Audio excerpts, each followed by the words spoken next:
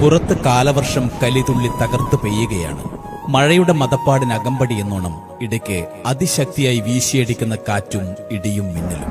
ശക്തമായ കാറ്റിലും മഴയിലും പലയിടത്തും മരങ്ങൾ പൊട്ടിവീണോ അല്ലെങ്കിൽ ഓട്ടോമാറ്റിക് ഇലക്ട്രിക് സംവിധാനത്തിന്റെ ഭാഗമായോ ഇടയ്ക്കിടെ കരണ്ട് പോയേക്കാം.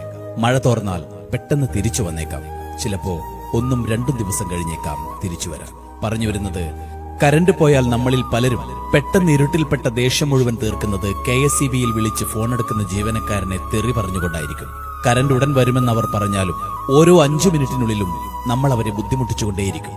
പോകെ പോകെ ക്ഷമ നശിച്ച് കാരണമറിയാതെ അവരെ കേൾക്കാതെ ദയാദാക്ഷിണ്യമില്ലാതെ ജീവനക്കാരനെ അസഭ്യം കൊണ്ട് അസുരവർഷം ചൊരിയും.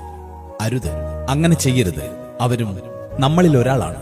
നമ്മളിൽ ഏറ്റവും വേണ്ടപ്പെട്ട ആരുടെയോ സുഹൃത്തോ സഹോദരനോ ചേട്ടനോ അച്ഛനോ ആരോ ആവാം അവരും. മഴ കനക്കുമ്പോൾ മറ്റാരേക്കാളും അവർക്കു വേണ്ടി ഉള്ളുരുകി പ്രാർത്ഥിക്കുന്ന ഒരു കുടുംബം അവർക്കുമുണ്ട്.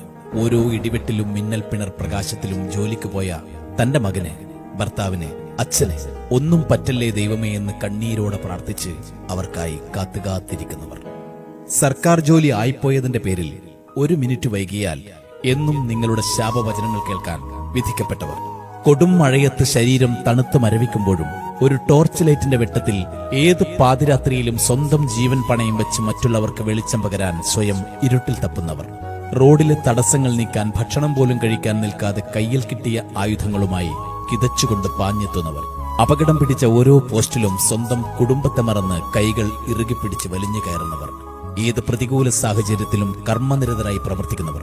സെക്ഷനിലെ 5 പേരെ വെച്ച് ഒരു നാടിനാകെ വെളിച്ചം പകരാൻ രാപ്പകലില്ലാതെ ഓടി നടക്കുന്നവർ. വൈദ്യുതി അമൂല്യമായിരിക്കെ ഈ പ്രതികൂല സാഹചര്യത്തിൽ അനാവശ്യമായി ഉപയോഗിച്ച് നിങ്ങളുടെ മൊബൈലിലെ ഇലക്ട്രോണിക്സ് ഉപകരണങ്ങളിലെ വൈദ്യുതി വെറുതെ പാഴാക്കാതിരിക്കുക. ഓർക്കുക, ഈ പെരുമഴക്കാലത്ത് ഏറെ അപകടം നിറഞ്ഞ ജോലിയിലാണവർ. മനസ്സുകൊണ്ട് നിങ്ങൾ പ്രാകുന്ന നമ്മുടെ KSEB ജീവനക്കാരും മനുഷ്യരാണ്.